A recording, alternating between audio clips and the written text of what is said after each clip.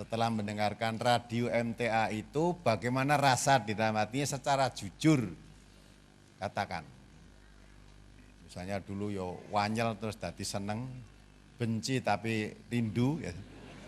Nek orang ngrungokke ya, nek ngrungokke panas tapi kangen terus ya. Terus akhirnya itu tolong ditulis nanti kepada ya ucapan ya, ucapan kepada MTA atas adanya radio dakwah MTA itu. Nanti sebagai imbangan. Karena selama ini yang masuk kepada orang ya kepada MUI, kepada Departemen Agama itu orang-orang yang enggak suka. Jadi di sana ini radio MTA bikin resah, radio MTA memecah belah umat, radio MTA mengajarkan agama baru sesat dan sebagainya. Malah dikatakan MTA ini pecahan dari NII, coba tolong ini di puster kasetnya. Saya kalau ngomong tuh ada dasarnya. Bukan ngawur. Ya, kon golek ke batan diputine, MTA ngalalke anjing, MTA mengatakan zina dosanya tahlilan lebih besar daripada zina. Enggak ada bukti-bukti itu, enggak ada. Asal ngomong aja. Ini malah dituduh MTA itu sempalannya dari NII. Radio MTA itu didanai setan. Itu semua ngawur, ngarang, saking bencinya itu. Di Jawa Tengah ada MTA, Majelis Tafsir Al-Quran. Wa ala ra'sihim Asy-Syaikh Ahmad Sukino. Asy-Syaikh Ahmad Sukino. Itu bagian dari NII. Itu bagian dari ngerugi. Salah satu pendapatnya yang membahayakan kita bahwa lebih baik zina timbang maulid, lebih baik zina timbang istighatsah, lebih baik zina timbang tahlilan, dan tetap menyatakan NKRI, Negara Kesatuan Republik Indonesia, tauhid, seperti Pak Asyir juga menyatakan NKRI tauhid. Ini bagiannya aparat harus mewaspadai itu, bagiannya kita mewaspadai akidahnya. Dan mereka menyatakan anjing halal. Syekh Ahmad Sukino menyatakan anjing halal. Dan di sana kalau sore ada jual kerengsengan anjing, juga sate anjing di daerah Sukoharjo. Saya baru datang pagi subuh dari wilayah sana. Saudara-saudara percaya omongannya ini tadi. Ini kiai ini, ya. Kapan saya pernah ngomong elek-elek Imam Syafi'i? Apalagi dengan orang ini rupane wirung tahu kepethuk. Omongannya udah goro. Diduki Bu Antusari ra iso maca diduki Melayu. Terus tadi ya lah, setelah Pak diterangke macam-macam, nah, petatannya aneh-aneh. Saya ketemu dengan manusianya ini belum pernah. Dan saya yakin dia pun belum pernah ketemu dengan saya.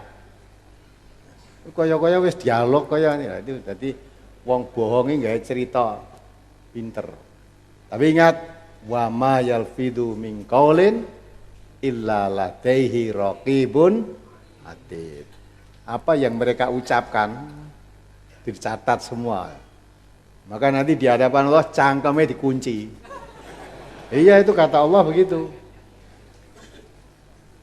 Yang berbicara nanti tangannya, kakinya, seluruh anggotanya badan menjadi saksi kebohongannya ini.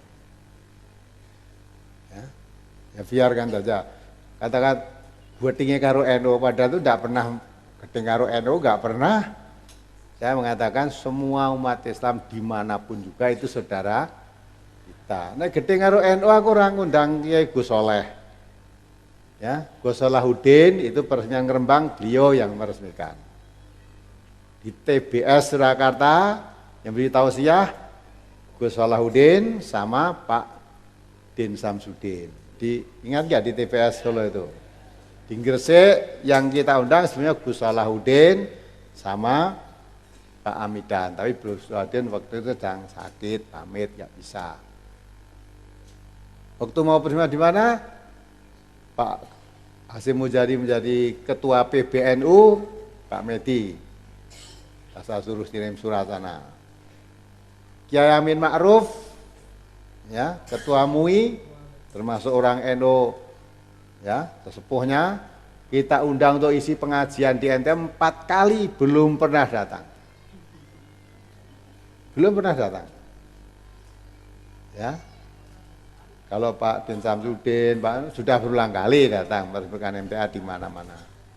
Kita itu saudara kita, sesama Muslim. Tadi saya katakan tuh, golonganmu apa, partaimu apa, selama kamu Muslim, kiblatnya sama, kitab sucinya sama, nabinya sama, ya, rukun Islam sama, rukun Islam sama, itu saudara kita. Perkara pahamnya berbeda, lana amaluna walakum. Tidak pernah saya nyebut Imam Syafi'i apa mana Imam Syafi'i orang alim kok saya salah-salahkan, saya kapan tuh saudara dengar? Maka telinganya itu ya yang membisiki dia setan. Walaupun tadi saya mengatakan Kiai Banten tadi katanya hadisnya dari Nyai Roro Kidul. Aku ketemu Kiai Banten we urung. Kok bisa cerita ngono kuwi lho. Saya ketemu Kiai Banten itu siapa namanya, rumahnya mana, ketemunya di mana? Saya belum pernah ngerti lah kok saya nuduh hadis kok Kiai Banten dari Nyai Roro Kidul itu. Jadi mulut itu memang kata orang Indonesia, lidah itu memang tidak bertulang. Ya, maka nanti dikunci lidahnya nggak bertulang kok. Ya. Tapi apa kita marah? Enggak. Mengapa saya putarkan ini tadi? Nah, supaya saudara tidak tanya-tanya, karena berita MTA menghalalkan anjing, MTA mengatakan tahlilan lebih baik zina daripada tahlilan, itu disiarkan di Metro TV, di Trans TV pada demo kemarin, sumbernya itu dari orang ini tadi, Marzuki. Kiai Marzuki di Malang, sudah ditatangi pengurus MTA Malang, bingung dia. Dimintai bukti-bukti itu nggak bisa menunjukkan, nggak bisa. Akhirnya dia mengatakan, itu yang katakan teman dosen saya, masa dosen enggak? Walaupun dosen, itu ya dosen, ini mau nyetane dosen bohong gitu. Coba kalau dia mengatakan di Sukoharjo tuntunin ke sini, ya. Lah orang ini sudah ditemui warga pengurus Malang, ya katanya hanya coba kalau dia mengatakan tadi Sukoharjo kan menggandeng Solo ini, coba suruh nunjuk mana wanita-wanita berjilbab yang jual sate anjing mana coba, tidak akan ketemu, ya. Memang di Solo ada, di Solo Baru itu ada orang jual sate anjing, malah tulisannya sate gauk, nah itu ada tulisannya.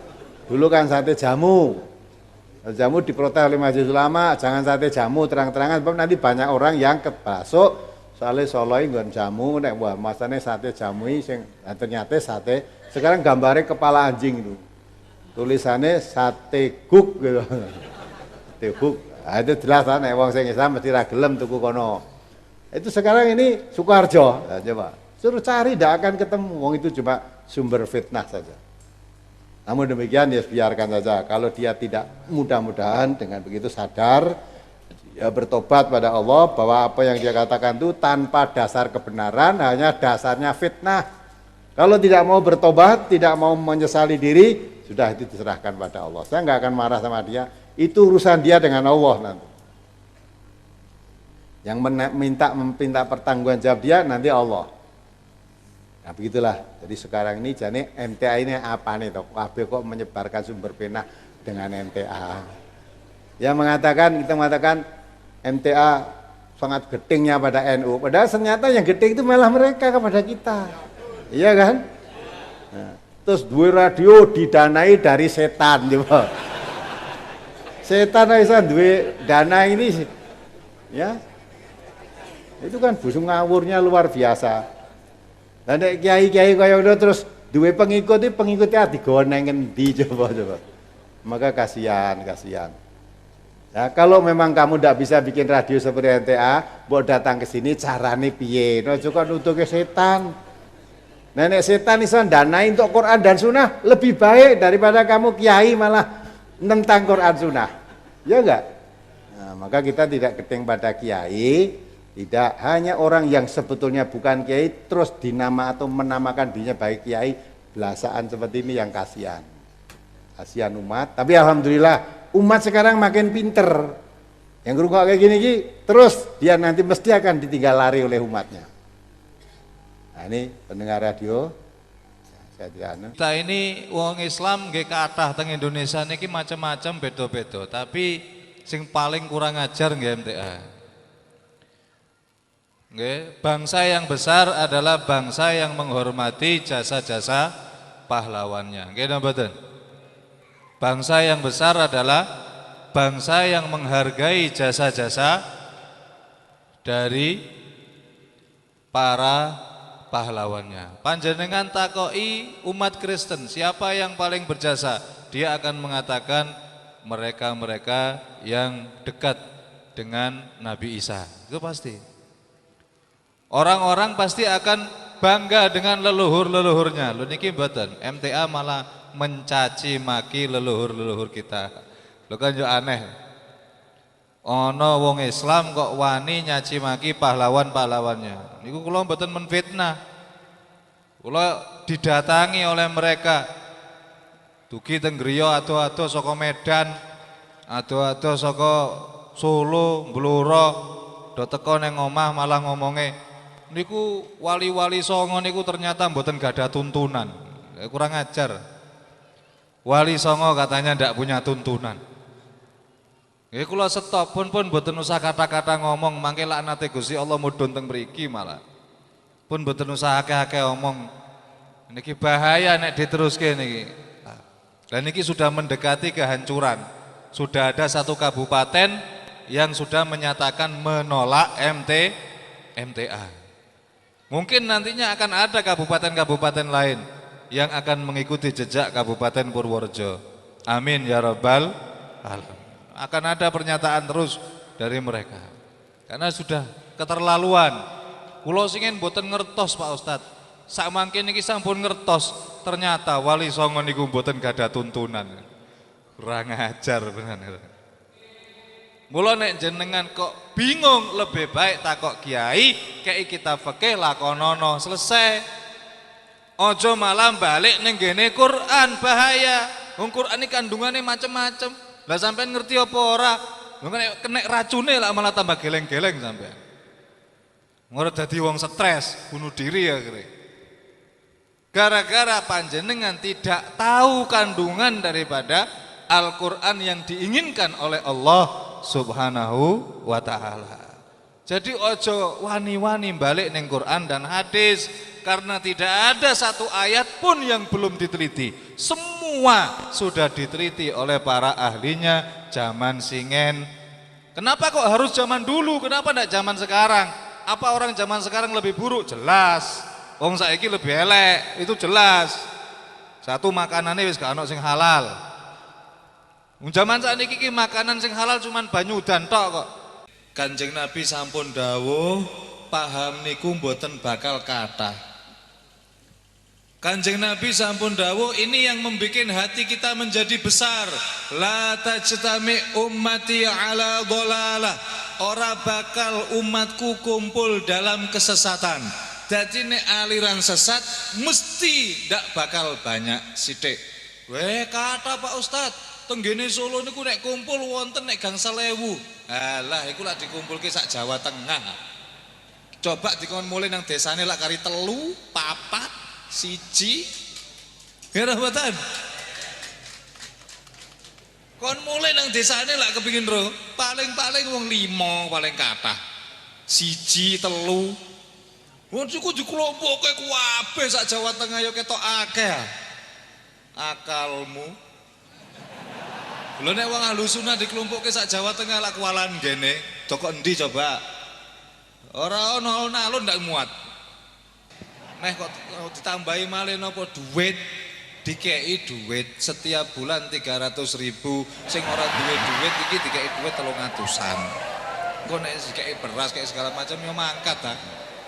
Itu jenenge berjuang beras, baju dan uang. Demi beras, baju dan uang. Sudahlah, tidak perlu tahu sumbernya dari mana. Kalau yang bikin resep dokter mboten mungkin nek dihapusi, nggih napa mboten? Lah nek sing ngeki resep kiai mosok dihapusi ya ora mungkin. Mosok ana kiai ape hapus-hapusan ya ora ana. Kalau yang ngasih resep kiai tidak akan panjenengan dihapusi. Udah laksanakan aja. Ya ini ki pripun? Leres napa? Leres wis lakonono ngono wae. Wis rasa takok, lah dalile napa? Kesuwen. Takok dalil-dalil barang iki penting ta. Wong sampean maca dalile ora iso. Macane tok iki ora iso. Wala tai asu. Wong macane sik ngejar. Ya bini Sirail. Ape muni ya Bani Israil gitu ya bini Sirail. Maca Qur'ane sik ngeja kok ya takok barang iki lha apa. Wis gak usah takok ndang dilaksanakake. Ya semua kita serahkan kepada para kiai, fasalu ahla dzikri in kuntum la ta'lamun. Tanyakan kepada para orang-orang yang alim kalau kamu tidak tahu. Niki ahlus sunnah wal jamaah. Nek mboten ngeten berarti mboten ahlus sunnah wal jamaah. Ahlus sunnah wal jamaah niku punya keyakinan, punya ajaran, punya doktrin. Doktrinnya apa? Tidak diperbolehkan mengambil hukum dari Quran dan hadis. Tidak diperbolehkan mengambil hukum dari Quran dan hadis.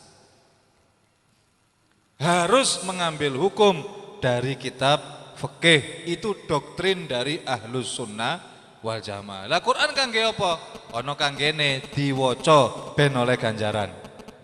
Kaping kalih dimaknani ben oleh ganjaran. Kaping telu diangen-angen untuk dilaksanakan. Wis aja golek hukum teko Quran. Kalau masalah hukum ambil dari kitab fikih. Hadis pun ngoten sami. Hadis dibaca biar dapat pahala. Hadis dimaknani ben oleh pahala, tapi jangan menarik hukum dari hadis karena panjenengan tidak mengerti caranya, tidak ngerti kandungan-kandungannya, takut nanti kena racunnya. Kaya racune kok niku to al yauma akmaltu niku. Karena dia tidak paham kandungan daripada Quran, maknani Quran al yauma akmaltu lakum dinakum. Hari ini sudah aku sempurnakan agama kalian. Jadi nek barang sampurno iki ora usah ditambah. Lah ini kan kena racun. Kena racune Quran iki. Nek wis sampurno iki ora usah ditambah. Tahlilan iki tambahan. Ora kena niku musyrik. Nah, kena racunnya sudah. Dia sudah kena racunnya Al-Qur'an. Sebetulnya pemahamannya Quran mboten ngoten. Pemahamannya tidak ke sana, diarahkan ke sana oleh mereka karena ketidaktahuan mereka tentang ilmu Al-Qur'an. Mula aja wani-wani narik hukum. Wis Pak Nanono ngono wae. Bacaan maknani sudah, jangan menarik hukum dari Al-Qur'an. Ini berbahaya, bisa kena racun. Kena racun daripada Al-Qur'an. Akhirnya sampai nyalah-nyalake wong. Ini berbahaya. Kemudian tidak tahu apa-apa kok sudah mengatakan musyrik. Mereka tuduhan musyrik menurut di dalam kitab Sahihul Bukhari, barang siapa mengatakan musyrik kepada orang lain, maka jika orang itu ternyata tidak musyrik, maka itu tuduhan akan kembali kepada dirinya sendiri. Udah kan? Ya, doktrin kalau menurut keterangan dia lah, bukan dari saya. Keterangan beliau satu tadi yang dulu tadi ya Habib Yahya yang rumahnya Purwodadi ya. Nah, itu belum tadi katanya ya pinter ngarang. Jadi ada orang MTA datang kepada dia, tadi belum diputar itu, mungkin lain waktu ya. Jadi ngaji brosur, brosurnya dipinjam enggak boleh, diminta enggak boleh katanya, enggak boleh. Mau ngaji kok ngaji brosur, brosur mau isinya apa, dipinjam ya enggak boleh, diminta enggak boleh. Padahal kalau kamu butuh tak kirimi nanti. Wonten malih kejadian teng Pakis. Ngen kula nggih ngoten, diusir kali tiang-tiang kathah. Lurahe teko, "Iki ana apa iki kok rame-rame? Tuntutan kami 2, Pak. Kalau orang ini tidak mau masuk Ahlussunnah silakan keluar dari desa kami. Kami tidak suka ada orang-orang yang model begini. Masa kula selamatan diarani haram? Lah kula niki mboten nyolong ya, Pak. Niki dagingnya kula tumbas teng peken no, orang tua orang nyolong aku diarani haram. Lha nek pitike nyolong haram pantes, lho kula tumbas rek. Sanjange haram. Ya lara ati ya aku. Tersinggung kula. Pokoke tiyang niki nek ndak balik kaya biyen metu kok desa kene. Wah, akhirnya ditokke kali lurahe. Wis kono metu. Keluar dari desa. Aduh, hina, akhirnya mereka terhina. Gara-gara napa? Tidak mau bersatu dengan warga yang lain. Karepe dhewe eksklusif. Kula ini gumun, ayo saat ini nek bener, memang agamamu bener mana brosurnya? Saya kepengin tahu. Mboten diparengke. Kula jaluk brosurnya gak oleh. Lho iki agamamu iki jenenge Islam apa ora? Lho nek padha Islame kan boleh saya lihat, mboten angsal. Tak jaluk ora oleh. Wis aku tuku mboten angsal, tak fotokopi gak oleh. Lho iki piye? Ini khusus untuk warga MTA. Lah kok aneh? Kau ya, jadi tahu kan? Kalau tadi Kiai Marzuki tadi ya, termasuk suruh mengawasi MTA ini, itu ada NII dan mengatakan MTA itu negara NKRI, NKRI itu tauhid. Saya juga berurusan pada aparat, justru orang yang semacam itu yang harus diwaspadai. Itu yang memecah belah umat itu seperti itu. MTA enggak pernah toh, selama saudara ngaji apa pernah? Saya nyebut ini NU, nyebut ini, enggak. Tadi kan semua disebut, HTI disebut, MTA disebut, Pak Abu Bakar Basir disebut, siapa lagi sebut, sing bener dhewe Ahlus Sunnah wal Jamaah. Doktrinnya Ahli Sunnah wal Jamaah tidak boleh mengambil hukum dari Quran dan hadis. Bertentangan dengan kita kan. Kalau Quran mengatakan, ya justru jangan kamu meleset dari Quran. Wala tattabi'u subula fatafaraqu bikum an sabili. Kalau kamu mengambil jalan selain Al-Quran, kamu tersesat dari jalan yang lurus. Nah, wajib karena Quran itu ya diterangkan faqad hudiya ila siratin mustaqim. Sedang kalau salat ihdinas siratal mustaqim, ihdinas siratal mustaqim, tapi jangan mengambil dari Quran. Jangan mendekat dari mana kamu bisa siratal mustaqim? Katanya minta jalan yang lurus kok ora entuk jiko saka Quran, ndak boleh ambil dari hadis terus jalan dari apa? Dari fikih. Fikih itu kita juga make. Fikih yang didasari dari Quran dan hadis, kan gitu kan? Seperti kita bicara ya, orang wudu menyentuh perempuan batal. Ada yang mengatakan tidak. Menyentuh perempuan tidak batal. Itu bicara masalah itu fikih. MTA juga diajarkan fikih. Tapi diajarkan fikih tadi sumbernya dari hadis. Wanita, laki, perempuan bersentuhan setelah wudu batal. Pernah saya terangkan kan? Ada pengajian waktu itu di MDI. Tanya suami istri kebetulan haji bareng mau tawaf. Nah, tawaf kalau istrinya digandeng batal. Ya? Kalau tidak digandeng hilang. Akhirnya istrinya bingung, gimana Pak? Bapaknya terus ngomong kan tuh, dah wis neng kene rasa madhab-madhaban. Katanya kalau madhab Imam Syafi'i sentuhan perempuan itu batal. Nah, karena kan ditanyakan yang mengajar gurunya dari MTA, terangkan. Laki perempuan apalagi suami istri, bersentuhan itu tidak batal. Karena Nabi sendiri ketika sholat, sujud itu pas kena kaki istrinya. Lah kalau batal kan ini Nabi batalkan sholatnya terus balik wudhu. Enggak itu. Ya kan? Enggak batal. Ada lagi menurut fikih, ini juga fikih. Sudah wudhu, menyentuh kemaluan, batal itu kan. Terus dalam fikih dibahas tidak batal kalau menyentuhnya dengan gini loh, epe-epe bagian belakang. Jadi juga epe-epe enggak batal. Ya, kemudian gatel yang ngukur ngene. Lah yang merangkan dengan ini siapa? Apa ada hadisnya? Nah, di fikihnya ada. Kembali aja pada hadis, pernah ditanyakan pada Rasulullah, ya Rasulullah, bagaimana orang menyentuh kemaluan setelah batal, setelah wudhu, Nabi mengatakan itu bagian dari tubuhmu sendiri. Jadi itu anggota tubuhmu, bagian dari tubuhmu ya tidak batal gitu loh. Itu Nabi dasarkan hadis. Maka fikih yang diambil juga dari hadis, dari Quran. Nah, menurut Quran, la yamassu ilal mutahharun itu tidak ada hubungan dengan hadas. Itu karena orang musyrikin Quraisy, orang kafir menuduh bahwa yang menyampaikan Al-Quran itu kepada Nabi Muhammad itu setan. Maka Allah turunkan la yamassu ilal mutahharun. Tidak bisa menyentuh Quran kecuali orang-orang yang disucikan. Maksudnya di situ malaikat. Artinya pembawa Al-Quran kepada Nabi itu bukan setan, itu malaikat. Nah, perbedaan-perbedaan yang begini ini sudah ada sejak zaman dulu, zaman Singen gitu.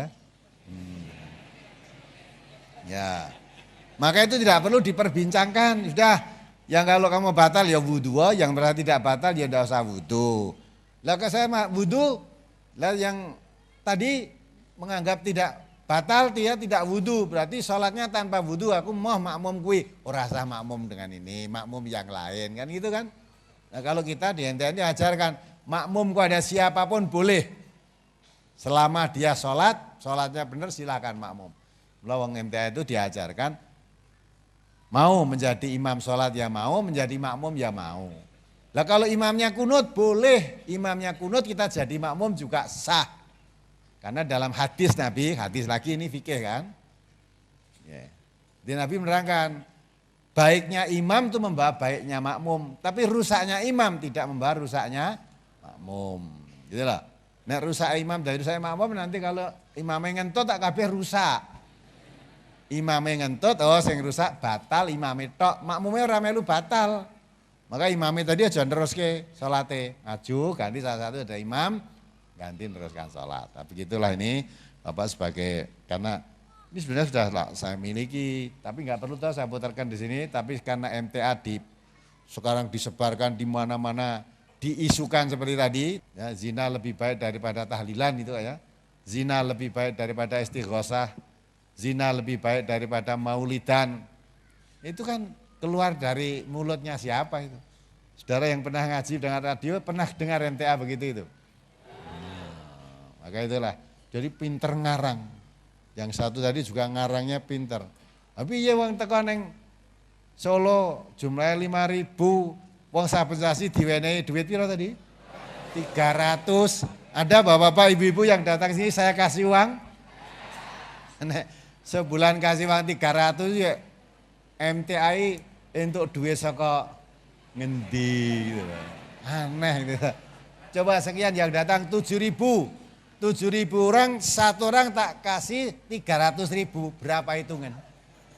Nah, Dalwi tiap minggu datang 300.000 dek berapa uangnya diberikan? Nah, hadi ngono kok ya. Nek jane sing percaya iku ya rapati nganggo akal sing percaya. Ya, tidak ada yang mau datang. Dan saya juga tidak sudi beri uang kamu ngaji, tak kayak tidak mau. Pama saya punya duit, ngaji yo tak bayari, tidak sudi. Ya. Saya tidak butuh saudara. Saudara juga tidak butuh saya gitu loh. Tapi saudara dan saya sama-sama butuh apa? Butuh kepada Allah. Inna salati wa nusuki wa mahyaya. Itu dipegang teguh. Saudara datang jauh-jauh dari ini karena mengharap ridhonya Allah. Saya ngomong 3 jam, 4 jam di sini karena mengharap ridhonya Allah.